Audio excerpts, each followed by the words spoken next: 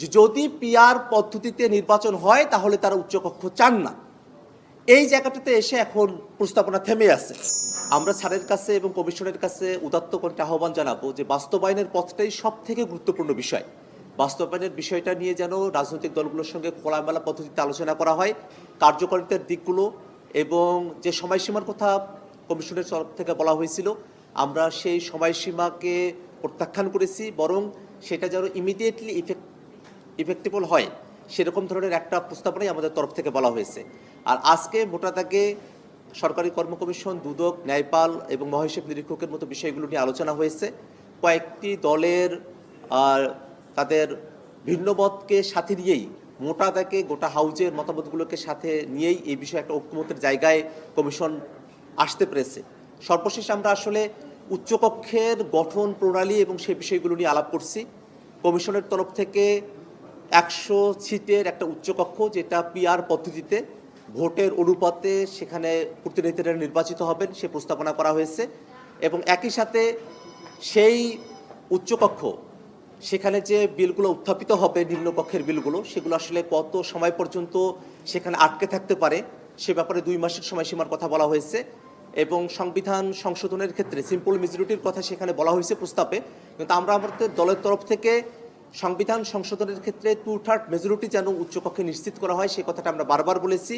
একটা তর্ক এখানে এসেছে যে উচ্চকক্ষে যদি পিআর পদ্ধতিতে নির্বাচন হয় তাহলে তারা নাকি নির্বাচিত প্রতিনিধি হন না, শুধুমাত্র এফপিটিপি পদ্ধতি অর্থাৎ আমাদের নিম্ন কক্ষে এখন যে পদ্ধতিতে নির্বাচিত হয়ে থাকেন প্রতিনিধিরা সেটাকেই নির্বাচনের একমাত্র পন্থা হিসেবে অনেকেই বিবেচনা করছেন।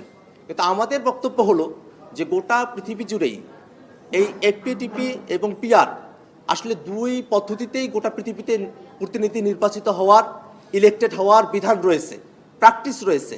সে জায়গা থেকে আমরা উচ্চকক্ষে যাতে পিআর পদ্ধতিতে প্রতিনিধিরা নির্বাচিত হতে পারেন, তারাও জনগণের প্রতিনিধি, এবং যেহেতু এর মধ্য দিয়ে যে দলগুলোর অন্তত 1% ভোটও থাকবে তারাও একজন প্রতিনিধি উচ্চকক্ষ দিতে পারবেন, সে জায়গা থেকে বহুদলীয় গণতন্ত্রের আরও একটা ব্যাপকতর রূপ আমরা উচ্চকক্ষে দেখতে পাবো। সেখানে আলোচনার পরিসর তৈরি হবে এবং যে আইনগুলোতে নিম্নকক্ষ কোনো ধরনের ত্রুটি বিচ্যুতি রেখেই সেগুলোকে পাশ করবে, সেই ত্রুটি বিচ্যুতিগুলো ধরবার মতো একটা জায়গা হবে উচ্চকক্ষ। এবং গোটা বাংলাদেশে রাজনীতিতে আমরা আইনের জায়গাগুলোতে যে ডিবেটটা দেখি না, যে বিলগুলো সংসদে পাশ হয় সেই বিষয়গুলোতে জনগণের মধ্যে কোনো আলোচনার জায়গাটা তৈরি হয় না, সে আলোচনার একটা ক্ষেত্র প্রস্তুত হওয়ার মতো একটা জায়গা হবে উচ্চকক্ষ। সংবিধানকে সংশোধন করার ক্ষেত্রে এক দল যেভাবে পারে সেভাবে সংশোধন করতে পারে, নিম্নকক্ষে এখনকার যে ফর্মুলা আছে সে অনুযায়ী, সেটা বরং না হয়ে উচ্চকক্ষে যদি পিআর পদ্ধতিতে প্রতিনিধিরা আসেন, যে সংবিধান সংশোধনের বিষয়টাকে আরও আমরা সুরক্ষিত করতে পারি, যাতে এক দলের না হয়ে অনেক দলের এবং জনগণের বেশিরভাগের প্রতিনিধিত্বের মধ্য দিয়েই সংবিধানটাকে আমরা সংশোধন করতে পারি। সেক্ষেত্রে মোটা দাগে আমরা উচ্চকক্ষ সকলেই চাই। এবং এই জায়গায় যে ফারাকটা তৈরি হয়েছে, অনেকে এখন এসে বলছেন যে যদি পিআর পদ্ধতিতে নির্বাচন হয় তাহলে তারা উচ্চকক্ষ চান না। এই জায়গাটাতে এসে এখন প্রস্তাবনা থেমে আছে। আমরা মনে করি ঐক্যমত্য কমিশন যে প্রস্তাবনা দিয়েছে, ভোটের অনুপাতে পিআর পদ্ধতিতে উচ্চকক্ষের 100 আসন নির্ধারিত হবে, আমরা এই প্রস্তাবের সঙ্গে একমত।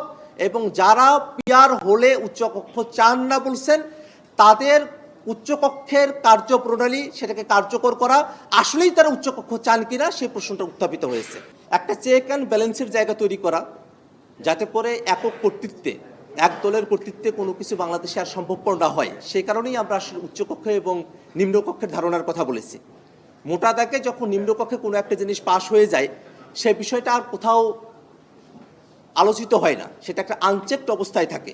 সেক্ষেত্রে যখন উচ্চকক্ষে আরও অনেকগুলো দলের প্রতিনিধিত্বের কাছে সেটা রিপ্রেজেন্টেড হবে, সেখানে আলোচিত হবে, সেক্ষেত্রে বাংলাদেশে বর্তমানে যে রাজনীতি, হানাহানি, মারামারি, কাটাকাটি, এই রাজনীতির বাইরে গিয়ে আমরা আসলেই একটা পরিশীলিত পন্থায় আইনের বিষয়গুলো, বিধিবিধানের বিষয়গুলো, যে বিষয়গুলো সংসদে পাশ হওয়ার মতো এবং সে বিষয়গুলো যে জনগণের দৃষ্টিসীমার বাইরে থেকে পাশ হয়ে যায়, সেটা একটা জনপরিষদের আলোচনার জায়গা তৈরি হবে।